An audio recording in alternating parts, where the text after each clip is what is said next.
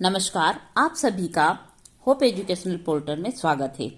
आज हम कक्षा 9वीं के बच्चों को पाठ 8 अष्टम पाठा लोह तुला लोहे की तराजू पढ़ाने जा रहे हैं।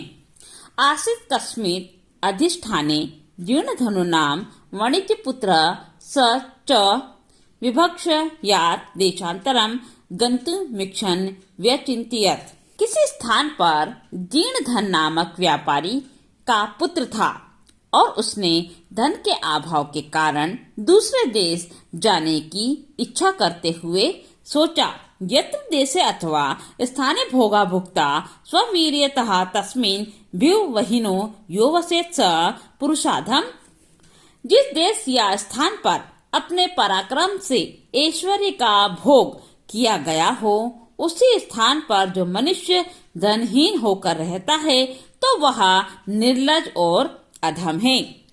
तस्य च गृहे लोह घटिता पूर्व पुरुषोपार्जिता तुला आसीत् ता च कश्चित् श्रेष्ठिन गृहे निपेक्ष भूत्वा कृत्वा देशांतरा। उसके घर पर पूर्वजों के द्वारा खरीदी गई लोहे की तराजू थी। उसको किसी सेठ के घर पर धरोहर के रूप में उसे देकर वह दूसरे देश को चला गया।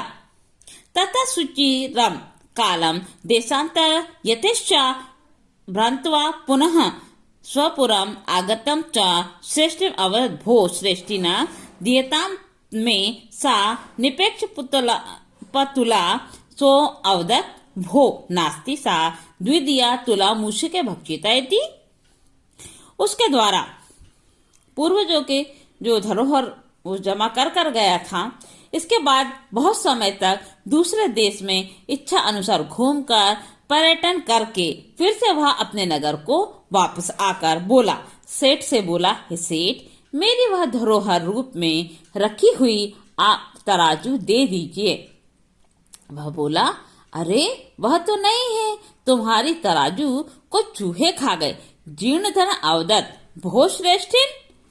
जीर्णधन ने बोला, हे सेठ, यदि चूहे खा गए तो नास्ति दोषम, तुम्हारा दोष नहीं है। यदि मूषिके भक्षिता ईदृशम एव अयम संसार न कश्चिदत्र शाश्वतमस्ति परमहम नघ स्नानं गमिष्यामि ततः त्वम् आत्म्येन शिशु धन देव नामाय मया सह स्नानोपकरण हस्तम प्रेषत इति। ने कहा कि जीर्णधन बोला, हे सेठ, यदि चूहे खा गए तो तुम्हारा तो कोई दोष ही नहीं है। यह संसार ऐसा ही है, यहाँ कुछ भी सदा के लिए शाश्वत नहीं है। परंतु मैं नदी पर स्नान के लिए जाऊंगा, इसलिए तुम अपने इस धनदेव नामक पुत्र को स्नान की सामग्री हाथ में लेकर मेरे साथ भेज दो। सश्रेष्ठी स्वपुत्रम अवदत् वत्स पितरोऽयं तव स्नानार्थ यास्यति तद अनेन साकं गच्छ इति। वह सेठ अपने पुत्र से बोला, पुत्र, यह तुम्हारे चाचा हैं, स्नान के लिए जाएंगे, इसलिए इनके साथ चले जाओ। अथासो श्रेष्ठ पुत्र धनदेवः स्नानोपकरण मादाय पृष्ठमना तेन अभ्यागतेन सह प्रतिष्ठः तदा नुष्ठिते स वणिक स्नात्वा त्वं तं शिशुहं गिरिह गुहाय प्रक्षिप्त तदंत द्वारं बृहत् शिलाय आगच्छतया तत्वर गृहमागत। इसके बाद व्यापारी का जो पुत्र था धनदेव स्नान की सामग्री लेकर प्रसन्न मन से उस अतिथि के साथ चला गया। वैसे ही लेकर प्रसन्न होने पर उस व्यापारी ने स्नान करके उस बालक को पर्वत की गुफा में छिपाकर उसके द्वार को बड़े पत्थर से ढककर शीघ्र वहां से अपने घर को आ गया। सश्रेष्ठी पृष्ठवान भो अभ्यागत कथ्यता कुत्र में शिशु यह त्वया स नदी गता इति। वह बोला, सेठ बोला, उसे सेठ ने पूछा, अरे अतिथि, बताओ, कहो, मेरा पुत्र कहाँ है जो तुम्हारे साथ नदी पर स्नान करने के लिए गया था? स अवदत् तव पुत्र नदी तटात् हतः इति श्रेष्ठी अवदत् मिथ्यावादी ना। वह बोला, नदी के किनारे से तुम्हारा पुत्र बाज के द्वारा अपहरण कर लिया गया। सेठ बोला, अरे तुम झूठ क्यों बोल रहे हो? किम क्वचित शयने बालः हंतिम शक्नोति तत्समर्पया ते मे सुतम अन्यथा राजकुले निवेदयामि इति। उसने कहा, इसलिए मेरे पुत्र को लौटा दो, नहीं तो मैं राज दरबार में तुम्हारी शिकायत करूंगा। उसने कहा, ठीक है।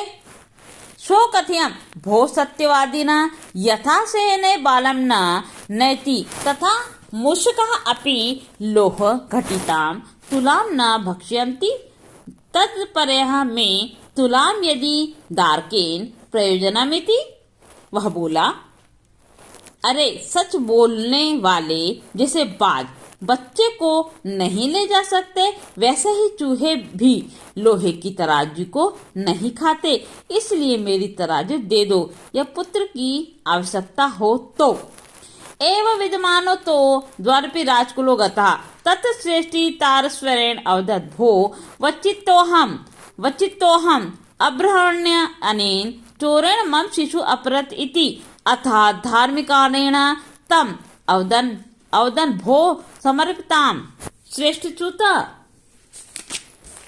इस प्रकार झगड़ा करते हुए वे दोनों दरबार में गए। वहां सेठ से जोर से बोले, अरे मैं ठगा गया, जोर जोर से चिल्लाकर बोलने लगा। घोर अन्याय है, घोर अन्याय है। इस चोर के द्वारा मेरे पुत्र का अपहरण कर लिया गया है। इसके बाद न्यायकर्ता ने उस व्यापारी पुत्र से कहा, अरे सेठ के पुत्र को तुम लौटा दो। ने कहा, तो अवदत् किम करोमि पश्यो में नदी तटात संशयन शिशु अपहरत इति। वह बोला, व्यापारी पुत्र बोला, क्या करूं? मेरे देखते ही देखते नदी के किनारे से बाज के द्वारा बालक का अपहरण कर लिया गया। तच्छुत्तु वादे अवदन भो भवता सत्यम नाभि हितम किम संयन शिशु हर्तम समर्थो भवति। यह सुनकर वे बोले, अरे तुम्हारे द्वारा सच नहीं कहा गया है। क्या क्या बाज बालक का अपहरण करने में सक्षम होता है? सो अवदत् भो श्रुता मद्वचः तुलाम लोह सहस्त्र तस्य यत्र खादन्ति मूषकाः राजतंत्र हरेक्षयेन बालक नात्र संचय।